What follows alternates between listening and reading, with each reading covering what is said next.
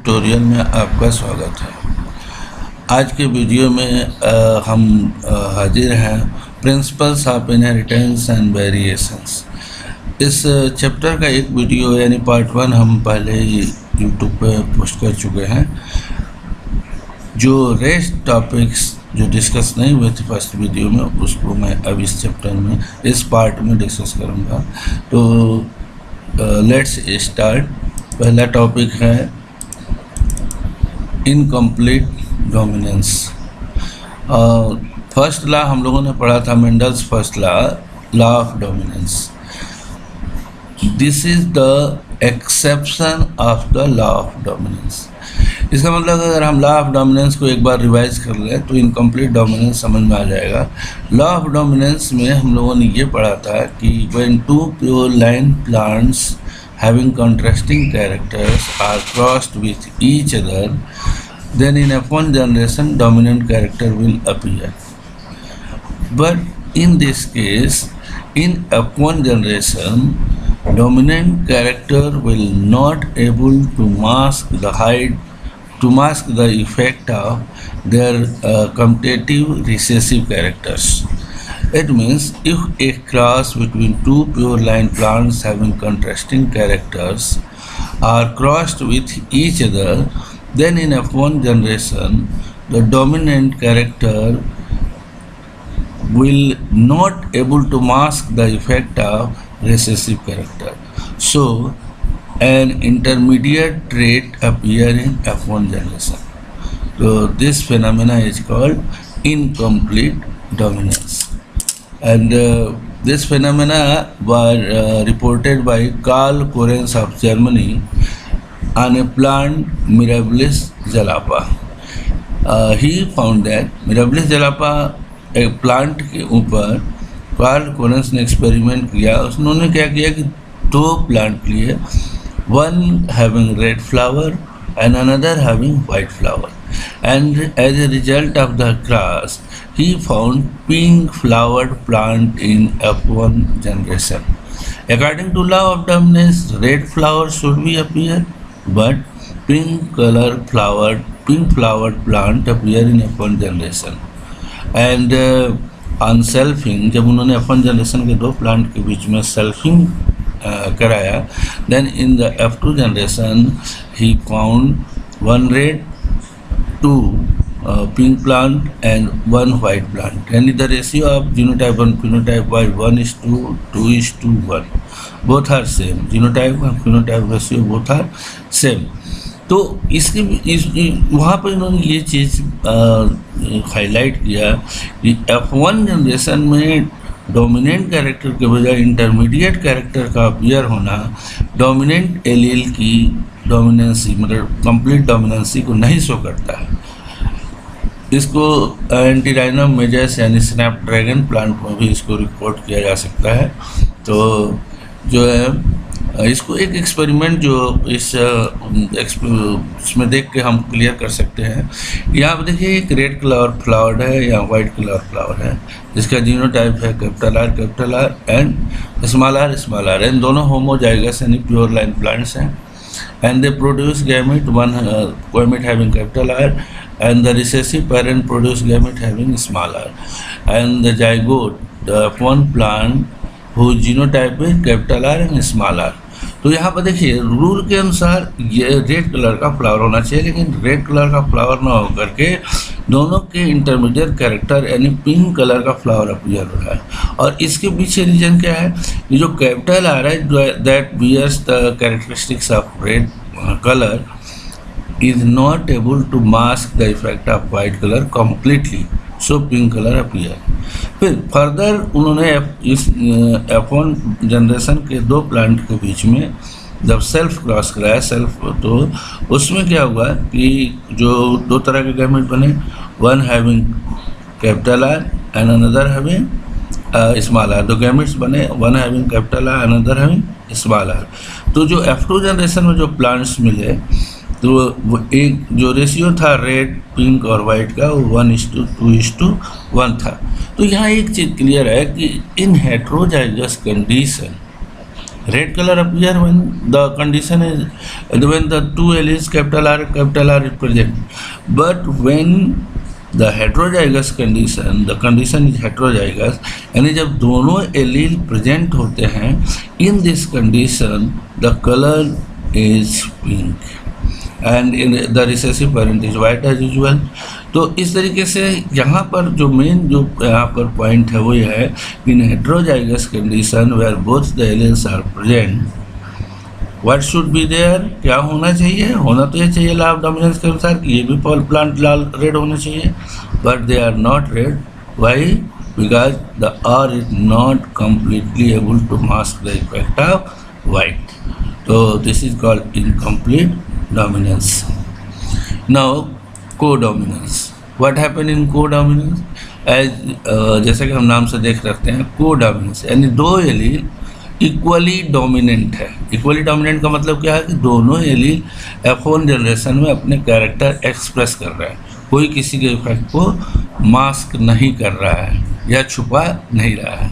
In co-dominance of spring produce in F1 generation resembles with both the parent and the important thing both alleles express them. दोनों allele जो है express होते हैं. इसका example है coat colour इन कैटिल. यहाँ पर आप देख सकते हैं कि एक कैटिल का जो स्किन कलर है, जो कोट कलर है वो वाइट भी है और इधर कलर्ड भी पार्ट है. तो दोनों अलग अलग एलील के द्वारा कंट्रोल होते हैं और दोनों एक्सप्रेस हो रहे हैं. इसका मतलब ये this is a condition of codominance. एक दूसरा एग्जाम्पल है ABO blood group in human. इससे और अच्छी तरह एक्सप्लेन कर सकते हैं, इसको समझ सकते हैं हम लोग कि जो ह्यूमन ब्लड ग्रुप है it is decided by 3 alleles and named as IA, IB and I0. यहाँ पर देखिए IA और IB जो एलील्स हैं ये responsible for synthesis of antigen A and IB is responsible for synthesis of antigen B. तो both are dominate over I0, यानी अगर IA के साथ I0 है तो IA is dominate over I0 and antigen A will be synthesized. But when both are present together, यानी IA और IB जब एक साथ होते हैं तो दोनों अपने अपने एंटीजन जो है वो प्रोड्यूस करते हैं. इसका मतलब कि दोनों इक्वल डोमिनेंट, इक्वली डोमिनेंट है. तो दिस कंडीशन इज कॉल्ड को-डोमिनेंस. को-डोमिनेंस के बाद से अगला टॉपिक है मल्टीपल एलील्स. यूजुअली क्रोमोसोम्स जो होते हैं, जो एक जीन होते हैं, उनके 2 एलील्स होते हैं. एक एलील को हम लोग वाइल्ड टाइप कहते हैं और अनदर को म्यूटेंट टाइप कहते हैं. लेकिन समटाइम्स क्या होता है, कभी कभी क्या होता है कि एक जीन की 2 से अधिक एलील भी पाए जाते हैं, सेम लोकस पे पाए जाते हैं. तो इस तरह के एलील्स को हम कहते हैं मल्टीपल एलील्स. यानी when a gene has more than 2 alleles which are present on the same locus and govern the same character, यानी एक ही कैरेक्टर को कंट्रोल करने के लिए 2 के बजाय 2 से अधिक एलील्स हो तो इसको हम लोग कहते हैं multiple alleles. And this condition is called multiple allelism. यानी when more than 2 alleles are present to govern the same character at the same locus, then the alleles are called as multiple alleles. And this phenomena is called as a multiple allelism.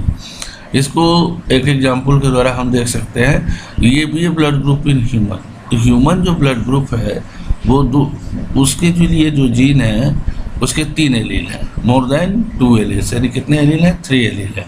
And these alleles are IA, IB and I0. इसका मतलब यहाँ देखिए 3 allele का होना multiple एलीलिज्म.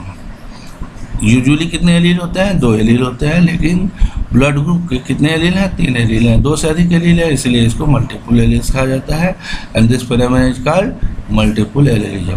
अगर इनके combination देखें, जो ह्यूमन बींग्स में जो कॉम्बिनेशन बनते हैं, तो इन 3 एलील्स के 6 जीनोटिपिक कॉम्बिनेशंस बनते हैं और फिनोटिपिक कॉम्बिनेशन जो है आप देख सकते हैं यहाँ पे 4 बनते हैं. अब ये इसका कारण क्यों 4 बनते हैं? क्योंकि जो IA, IB है इक्वल, ये इसमें दोनों एलील सेम है तो ब्लड ग्रुप ही होगा. IA, I0 है तो इसमें जो है A is dominate over I0, जो है ब्लड ग्रुप जो एंटीजन होगा वो A सिंथेसाइज होगा तो ब्लड ग्रुप ए होगा। इसी तरह IB/I0 में ब्लड ग्रुप बी होगा। लेकिन यहाँ देखिए IA और IB जब दोनों एलील प्रेजेंट है तो दोनों अपने अपने एंटीजन बनाएंगे।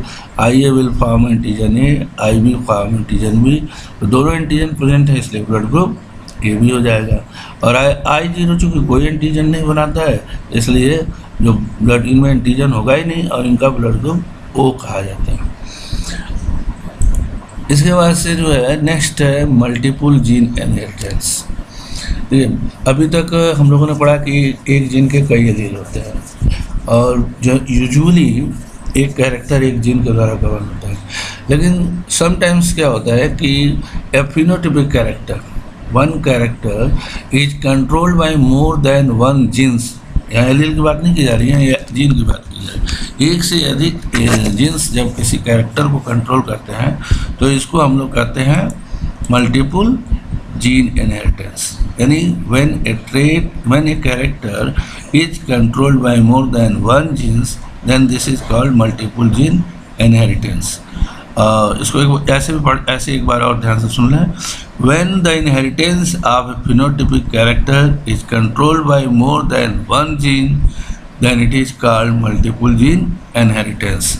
And इसके अदर्स नाम है, इसको हम पॉलीजेनिक इनहेरिटेंस या क्वांटिटेटिव इनहेरिटेंस भी कहते हैं। यहाँ पर जो फिनोटिपिक ट्रेट जो होता है वो डिपेंड करता है कि कितने डोमिनेंट जीन्स प्रेजेंट हैं। वो जितने डोमिनेंट जीन प्रेजेंट होंगे उतना ही जो है कैरेक्टर्स डिफरेंट होगा।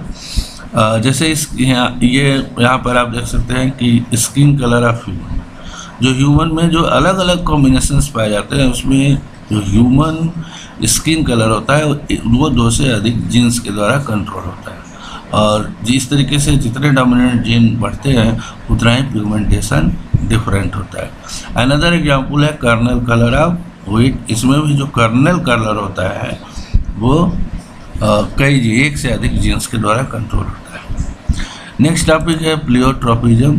प्लियोट्रोपिज्म जो है मल्टीपल जीन इनहेरिटेंस का जस्ट अपोजिट है।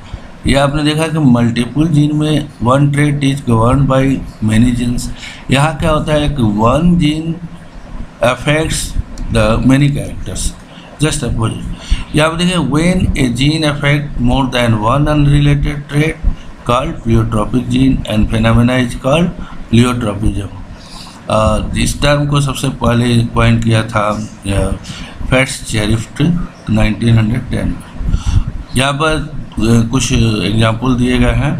पहला एग्जाम्पल है फेनिलकीटोन्यूरिया। जो फेनिलकीटोन्यूरिया जो है एक जेनेटिक डिसऑर्डर है।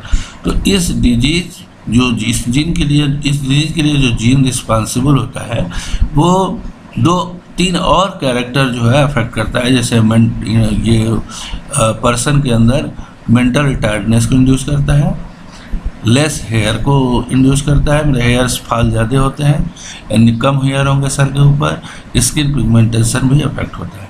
तो आप देख सकते हैं कि जो एक जीन है वो PKU यानी फेनिलकीटोन्यूरिया डिजीज क्या कर रहा है और दूसरी तरफ मेंटल रिटार्डनेस इंड्यूस कर रहा है, लेस हेयर के लिए भी रिस्पॉन्सिबल है और स्किन पिगमेंटेशन को भी अफेक्ट कर रहा है। तो this is a pleiotropic gene, pleiotropism. यहाँ पर एक डायग्राम के द्वारा शो करने की कोशिश की गई। This red portion show a single gene, और ये जब कई ट्रेट यानी trait A, trait B, trait C को शो करता है तो इसी को हम लोग कहते हैं प्लियोट्रोपिज्म। Now some another examples of the pleiotropism are here. Another examples में जैसे कि जो सिकिल सेल एनीमिया है, ये भी एक तरह का जेनेटिक डिसऑर्डर है। तो इसके लिए जो जीन रिस्पॉन्सिबल होता है वो कुछ और कैरेक्टर्स को अफेक्ट करता है। जैसे शेप ऑफ RBC का शेप जो है वो सिकिल शेप हो जाएगा।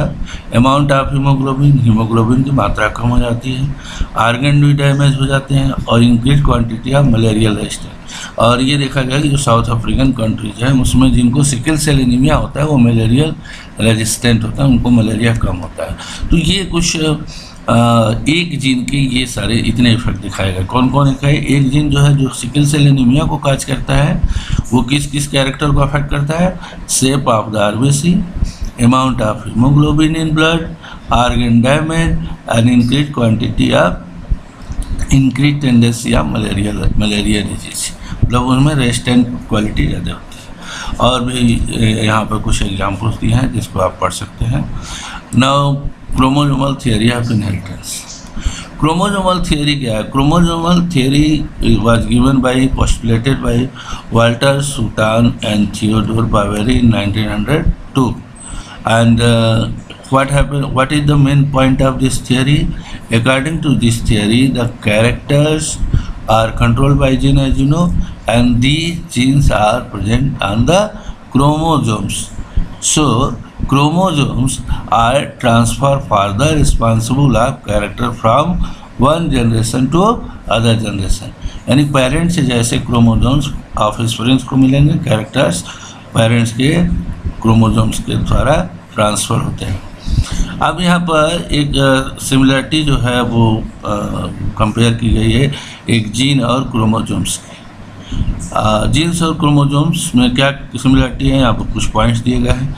जैसे जो दो जीन्स और क्रोमोसोम दोनों आप पेयर में होते हैं। जैसे किसी एक जीन है, उस जो है दो होमोलॉगस क्रोमोसोम्स होते हैं तो दोनों के ऊपर जीन्स होंगे तो पेयर में होंगे, क्रोमोसोम इटसेल्फ पेयर में होते हैं। दूसरा पॉइंट ये है कि दोनों गैमेटोजेनेसिस के द्वारा सेग्रीगेट होते हैं, यानी दो होमोलॉगस क्रोमोसोम के जो दोनों पार्ट होते हैं, एक गैमेट में एक दूसरे में दूसरा जाता है, और दोनों के ऊपर जो जीन्स प्रेजेंट होते हैं वो भी पेयर में होते हैं। तो एक pair A1 gene located on one chromosome with chromosome goes to one gamete and another gene located on another chromosome goes to another gamete। जिनका दूसरी बात कि जो मेंबर्स ऑफ इच पेयर चाहे क्रोमोसोम हो या जीन है, इनका जो सेग्रीगेशन होता है वो इंडिपेंडेंट होता है। तो इसके बाद से यहाँ पर आप डायग्राम से शो कर देख सकते हैं कि यहाँ पे क्रोमोसोम्स को दिखाए गए हैं। ये इसमें से दो क्रोमोसोम रेड और ब्लू हैं, तो ये पैटर्नल और मैटर्नल ओरिजिन के हैं, इसलिए इनको डिफरेंट कलर का दिखाया गया। तो जब गैमेटोजेनेसिस होती है तो दोनों ये जो एक पेयर क्रोमोसोम को अगर हम देखें तो बीच में ये जो जुड़े हुए हैं सेंट्रोमियर से जुड़े हुए हैं, जो सेंट्रोमियर डिवाइड होता है और दो हाफ क्रोमोसोम एक दूसरे से अलग हो जाते हैं, और आप देखेंगे कि ये जो हाफ क्रोमोसोम्स हैं वो अलग अलग जो है इंडिविजुअल्स के अंदर इनहेरिट हो जाते हैं। तो जो ऊपर 3 पॉइंट डिस्कस किए गए थे वो यहाँ पर आपको क्लियरली दिखेंगे कि क्रोमोसोम्स क्या होते हैं, इंडिपेंडेंटली इनहेरिट होते हैं, वो पेयर्स में होते हैं, और जैसे क्रोमोसोम बिहेवियर शो करता है वैसे ही जीन्स शो करते हैं, क्योंकि क्रोमोसोम्स जो है bears genes. Now this one is the sex determination. Another topic is sex determination. Sex determination, before going to discuss sex determination, I would like to mention the types of chromosomes. Chromosomes are of two types, autosomes and the sex chromosomes. Autosomes are responsible for the inheritance of somatic characters, like जो body के अंदर जो vegetative characters होते हैं जो उसके लिए, लेकिन एक जो वन पेयर क्रोमोसोम्स होते हैं that specific for the determination of sex. The sex का जो डिसीजन होगा उसमें ऑटोसोम्स का रोल नहीं होता है। किसका रोल होता है? सेक्स क्रोमोसोम्स का। अगर हम ह्यूमन बीइंग में देखें तो ह्यूमन बीइंग्स में 22 पेयर क्रोमोसोम्स ऑटोसोम्स होते हैं और 1 पेयर क्रोमोसोम जो है वो सेक्स क्रोमोसोम्स होते हैं। तो जो ह्यूमन में जो सेक्स क्रोमोसोम्स होते हैं वो मेल और फीमेल में अलग अलग जीनोटाइप शो करते हैं। जैसे मेल में देखें तो it is represented by XY और फीमेल में it's genotype XX। X chromosome की डिस्कवरी के पीछे सबसे इम्पॉर्टेंट रोल है हैंकिंग 1891। इन्होंने एक इंसेक्ट के अंदर एक स्पेसिफिक न्यूक्लियर स्ट्रक्चर्स को ऑब्जर्व किया था and he term them as a X body that is later on called a X chromosome. यानी एक्स क्रोमोसोम की डिस्कवरी कैसे हुई? हैंकिंग ने इंसेक्ट के अंदर स्पेसिफिक न्यूक्लियर स्ट्रक्चर डिस्कवर किया जिसको उन्होंने इनिशियली ही named as X body and later on it is change into X chromosome. अब आते हैं हम लोग different kinds of pattern of sex determination. तो in organism 4 different kinds of sex determination pattern are observe. सबसे पहले है XX XY टाइप, दूसरा है XX X0 type, ZW ZZ type और Z0 ZZ टाइप। तो जो पहला XX XY टाइप ये रिपोर्टेड किया गया किसमें? ह्यूमन एंड ड्रासोफिला में। और XX X0 type is reported in grasshopper and other insects. ZW and ZZ type is reported in hens and other birds, and Z0 ZZ type is reported in the reptiles. यहाँ पर एक चीज़ मैं बताना चाहूँगा कि जो पहले दो कंडीशन है ये इसमें जो है फीमेल आर हेट्रोगैमेटिक। अब यहाँ पर दो वर्ड है, होमोगैमेटिक और हेमोगैमेटिक, इनको आप समझने की कोशिश कीजिए। क्या होता है हेट्रोगैमेटिक? सबसे पहले मैं एक्सप्लेन करूँगा। If an individual had tendency to produce two different kinds of gamete, जैसे मेल में देखिए ह्यूमन जो मेल्स होते हैं वो हेट्रोगैमेटिक होते हैं। क्यों होते हैं? क्योंकि वो दो तरह के गैमेट प्रोड्यूस करते हैं। One gamete having X chromosome, another gamete having Y chromosome. यानी जो दो तरह के गैमेट बनेंगे, एक में एक्स होंगे एक में वाई होंगे। दोनों गैमेट एक दूसरे से डिफरेंट होते हैं, इसलिए इस कंडीशन को हम कहते हैं heterogametic. And the same condition is also reported in the Drosophila. अब जो फीमेल्स होती हैं होमोगैमेटिक होती हैं। क्यों होमोगैमेटिक होती हैं? क्योंकि इनमें दोनों जो गैमेट्स होते हैं वो सेम काइंड के होते हैं। लेकिन दूसरी तरफ आप देखें कि ZW ZZ या Z0 ZZ टाइप में यहाँ पर आप देखेंगे कि जो ये फीमेल हैं ये हेट्रोगैमेटिक होती हैं, यानी हेन रेप्टाइल्स एक्सेट्रा में फीमेल हेट्रोगैमेटिक कंडीशंस पाया जाता है। और इसमें क्या होता है कि जो फीमेल होती हैं वो दो तरह के गैमेट्स जो है वो बनाती हैं, एक में Z होगा दूसरे में ZW होगा। यहाँ पर इसी तरह यहाँ देखें तो एक में तो Z क्रोमोसोम होगा, दूसरे में क्रोमोसोम होगा ही नहीं। तो जिसमें क्रोमोसोम एक कम होगा वो फीमेल के रूप में डेवलप हो जाएगी। तो इसके हम लोग यहाँ पर XY टाइप सेक्स डिटर्मिनेशन को डिटेल में समझ सकते हैं, एंड द रेस्ट जो सेक्स डिटर्मिनेशन पैटर्न है वो उसको भी इसी आधार पर एक्सप्लेन किया जा सकता है। जैसे कि हमने आपको पहले बताया कि जो ह्यूमन मेल्स होते हैं वो हेट्रोगैमेटिक होते हैं। और एक बार और बता दें क्यों हेट्रोगैमेटिक होते हैं। They have ability to produce two types of gamete, one gamete having X chromosome, another having Y chromosomes. तो जो जाइगोट फार्म होंगे वो दो तरह के बनेंगे, उनमें one zygote having XX genotype and another having XY type. तो जिसमें वाई क्रोमोसोम्स प्रेजेंट होंगे दे विल बी मेल, यानी Y chromosome decide the sex of the individual. तो जहाँ पे वाई जो वाई है it carries the characteristics of maleness, and Y जिस जाइगोट में प्रेजेंट होगा वो मेल होगा। तो यहाँ पर आप देख सकते हैं कि जो फीमेल जो इंडिविजुअल है they produce two type X which have same kind of chromosomes, but in male the Y X and Y two types of sperms are there. तो जहाँ पर वाई होगा वो मेल होगा, जहाँ पे वाई प्रेजेंट होगा क्रोमोसोम वो मेल होगा, और जहाँ XX कॉम्बिनेशन होगा वो फीमेल होगा। इसके बाद से नेक्स्ट है ऐसे रिलेटेड और भी कुछ टॉपिक्स हैं, जैसे TH मॉर्गन एंड जेनेटिक्स। ये मेंडल के एक्सपेरिमेंट, मेंडल के लॉ के ऊपर बहुत सारे एक्सपेरिमेंट बाद में हुए और ढेर सारे जो है एक्सेप्शन भी मिले। यानी मेंडल का law in all conditions Mendel's law is not true, particularly first law और थर्ड लॉ के बहुत सारे एक्सेप्शंस मिले। इनमें TH मॉर्गन जो साइंटिस्ट थे उन्होंने काफ़ी वर्क किया जेनेटिक्स के ऊपर, इसलिए इनको फादर ऑफ एक्सपेरिमेंटल जेनेटिक्स भी कहा जाता है। तो इनके बारे में जो कुछ मेन पॉइंट्स हैं वो हैं कि he work on fruit fly Drosophila melanogaster, this is important point. जो जिस इन्होंने फ्रूट फ्लाई के ऊपर एक्सपेरिमेंट किया उसका नाम था ड्रोसोफिला मेलानोगास्टर। ड्रोसोफिला मेलानोगास्टर के ऊपर जो डाई हाइब्रिड क्रॉस किया और उन्होंने एक अलग काइंड के इनहेरिटेंस की बात की, सेक्स लिंक्ड इनहेरिटेंस, यानी some characters are linked with the sexes and inherited with sex. He also observed the genes in his experiment did not segregate separate independently. उन्होंने इंडिपेंडेंस असॉर्टमेंट को नहीं observe किया, तो it was an exception of the third law. He propose chromosomal theory of linkage, चूँकि इनका work बहुत ज़्यादा linkage पर था तो इन्होंने कुछ पॉइंट्स जो हैं वो क्रोमोसोमल थियोरी के भी लिंकेज के भी प्रपोज किया। अब क्रोमोसोमल थियोरी ऑफ लिंकेज क्या है इसको लेटर ऑन डिस्कस करेंगे। Reason of selection of fruit fly. अब यहाँ पर ये क्वेश्चन होता है जिस तरह हम लोगों ने पहले पढ़ा था कि उन्होंने मेंडल ने क्यों पी प्लांट को सेलेक्ट किया था, उसी तरह से Drosophila is selected bye T.S.. Morgan. तो व्हाट आर द रीजन, ये बहुत इंपॉर्टेंट पॉइंट है। ये 4 पॉइंट बहुत अच्छी तरीके से आपको याद करने होंगे कि पहला रीजन क्या है कि जो फ्रूट फ्लाई हैं दे में grown on synthetic medium also, laboratory के अंदर इनको हम कल्चर कर सकते हैं। इनकी लाइफ साइकिल बहुत कम होती है, 2 वीक्स होती है, इसलिए हम बहुत कम समय में जो है रिजल्ट पा जाते हैं, और 1 साल में तो बहुत सारी बार हम एक्सपेरिमेंट कर सकते हैं।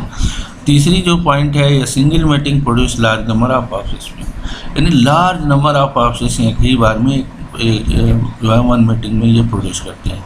तो हमारे पास जो डाटा होता है वो लार्ज नंबर में मिलता है, तो अगर डाटा लार्ज होगा तो मिस्टेक्स भी कम होती हैं। चौथा है कि distinct male and female having easily observable variation, जो मेल और फीमेल जो है वो फिनोटिपिकली डिस्टिंक्ट होते हैं, आप उनको आसानी से ऑब्जर्व कर सकते हैं। तो ये 4 इंपॉर्टेंट कैरेक्टर्स हैं।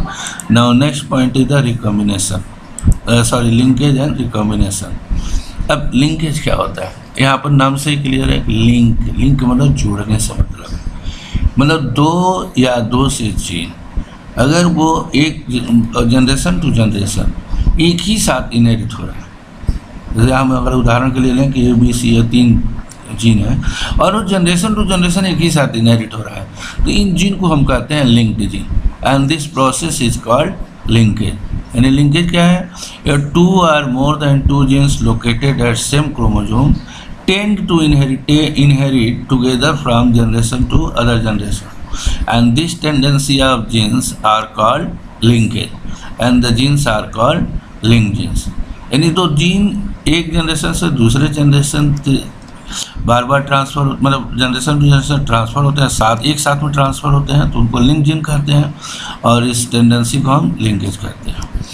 अब जो है अगर 2 जीन लिंक होंगे तो law of independent assortment follow नहीं करेंगे, क्योंकि लॉ ऑफ इंडिपेंडेंट असॉर्टमेंट के अकॉर्डिंग जीन्स का इनहेरिटेंस इंडिपेंडेंटली होता है, और अगर वो लिंक्ड है तो इस थर्ड लॉ जो है यहाँ पे फॉलो नहीं होगा।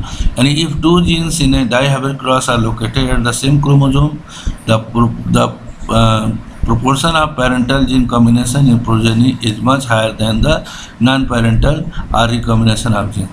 यहाँ पर एक बात की गई है, देखिए जो हम लोग प्री जनरेशन में जो कैरेक्टर कॉम्बिनेशन लेते हैं उसको हम लोग पेरेंटल कॉम्बिनेशन कहते हैं। जैसे डाई हाइब्रिड क्रॉस में अगर हम टॉल और रेड प्लांट का क्रॉस कराते हैं, उसके जो है कंट्रास्टिंग कैरेक्टर ड्वार्फ और वाइट के साथ, तो ये दोनों पेरेंटल कॉम्बिनेशन है। Tall and red dominant parental combination है, और ड्वार्फ और वाइट वो रिसेसिव पेरेंटल कॉम्बिनेशंस हैं। तो अगर मान लें कि टॉल और रेड एक साथ ज्वाइंट है, लिंक्ड है, तो क्या होगा कि F1 जनरेशन में टॉल रेड तो मिलेंगे, लेकिन जब F2 जनरेशन में जो टॉल रेड जो पेरेंटल कॉम्बिनेशन है, टॉल रेड और दूसरी तरफ ड्वार्फ है, इनके जो रिजल्ट है वो ज़्यादा मिलते हैं। यानी पेरेंटल कॉम्बिनेशन जो है वहाँ पर 9:3:1 का रेशियो फॉलो नहीं होता है, वहाँ पर आप देखेंगे जो पेरेंटल कॉम्बिनेशंस होते हैं वो ज़्यादा होते हैं ड्यू टू द लिंकेज, और जो दूसरे जो न्यू कॉम्बिनेशंस हैं जैसे टाल का वाइट के साथ और ड्वार्फ का रेड के साथ, ये जो न्यू कॉम्बिनेशंस हैं इनको हम रिकॉम्बिनेशन कहते हैं, वो उनका जो परसेंटेज होगा, उनका जो प्रोपोर्शन होगा वो कम होगा, तो इसका रीज़न है लिंकेज। दूसरी बात इसका मतलब है कि अगर जितना लिंकेज ज़्यादा होगा पेरेंटल प्रोपोर्शन उतना ही ज़्यादा होगा, और जितना लिंकेज कम होगा उतना ही रिकॉम्बिनेशंस ज़्यादा होंगे। Proportion of recombinants vary if the 2 genes are present in the same chromosome. यहाँ पर एक बात जानने की योग है कि एक क्रोमोसोम्स के ऊपर जो जीन्स प्रेजेंट होते हैं वो एक दूसरे से उनके लिंक होने की संभावना ज़्यादा होती है, लेकिन अगर जीन्स अलग अलग क्रोमोसोम्स में हैं तो लिंकेज की संभावना कम होती है। तो अगर जीन्स जो है वो एक क्रोमोसोम्स में है तो क्या होगा, पेरेंटल कॉम्बिनेशंस ज़्यादा ऑब्जर्व होंगे, और अगर अलग अलग क्रोमोसोम्स में है तो रिकॉम्बिनेशन के चांसेस ज़्यादा होंगे। Stronger the linkage between 2 genes lower the frequency of recombination and vice versa. ये आपको भी बताया कि लिंकेज ज़्यादा होंगे तो पेरेंटल कॉम्बिनेशन मिलेंगे, रिकॉम्बिनेशन कम होंगे, और अगर लिंकेज कम होगा तो रिकॉम्बिनेशन के प्रोपोर्शंस ज़्यादा होंगे। अब एक चीज़ और हम मेंशन करना चाहेंगे कि लिंकेज जो है 2 तरह के होती है, कंप्लीट लिंकेज और इनकम्प्लीट लिंकेज। कंप्लीट लिंकेज में क्या होता है, इफ fully यानी total 100% parental combination occurs in the F2 generation F1 generation, then it is called complete linkage.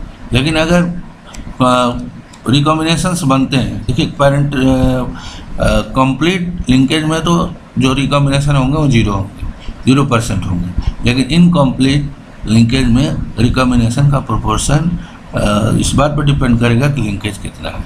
Linkage कम होगा तो रिकॉम्बिनेशन ज़्यादा होंगे, लिंकेज ज़्यादा होगा तो रिकॉम्बिनेशन कम होंगे। इसके बाद से यहाँ पर रिकॉम्बिनेशंस के बारे में बताया कि it is a formation of non parental gene combination. Non parental जैसे बताया, पेरेंटल कॉम्बिनेशन बताया, यह टॉल रेट पेरेंटल कॉम्बिनेशन है, लेकिन अगर टॉल रेट के बजाय वाइट से कंबाइन कर जाए तो ये रिकॉम्बिनेशन है। It is opposite to the linkage. दूसरी बात, रिकॉम्बिनेशन फ्रीक्वेंसी क्या होती है? Recombination frequency of two genes is taken is the measure of distance between genes.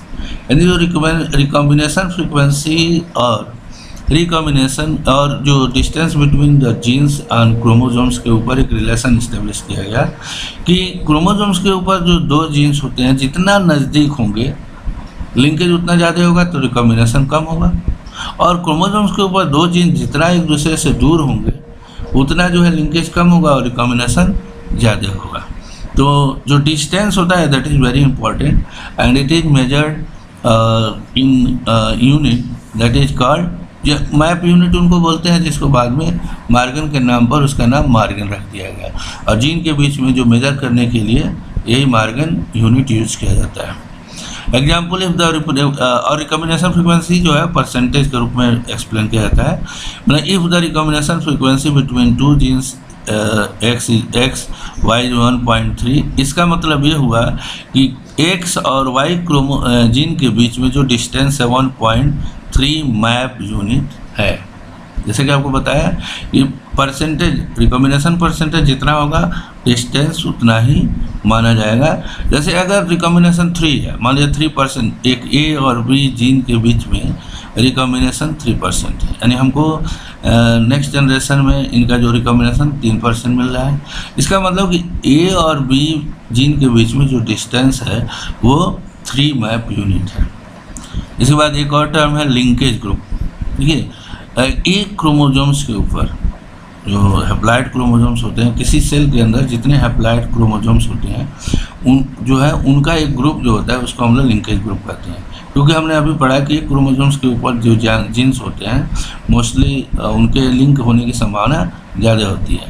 यानी total number of chromosomes present in haploid cell is called linkage group. जैसे human beings के अंदर 46 chromosomes हैं, तो haploid number कितना होगा 2n=46, तो n=23, यानी हैप्लॉइड एक सेल के अंदर 23 हैप्लॉइड क्रोमोसोम्स होंगे। जैसे गैमिट है, गैमिट हैप्लॉइड होते हैं, तो गैमिट्स में कितने होंगे 23 क्रोमोसोम्स होंगे, तो लिंकेज ग्रुप कितना हो जाएगा 23 लिंकेज ग्रुप हो जाएगा। इसी तरीके से आप देखेंगे कि ड्रोसोफिला में अगर 4 पेयर क्रोमोसोम्स हैं, 4 पेयर हैं, अगर 4 पेयर क्रोमोसोम्स है तो हैप्लॉइड सेल कितना, हैप्लॉइड क्रोमोसोम कितने होंगे 4, और लिंकेज ग्रुप कितना होगा 4। तो इस पर अगर कोई क्वेश्चन आता है तो इसे हम लोग सॉल्व कर सकते हैं। तो thank you very much. This is all about the second part of the principle of inheritance and variation. Now rest topic I will discuss in the next part of the video, principle of inheritance and variation in part 3. So thank you very much.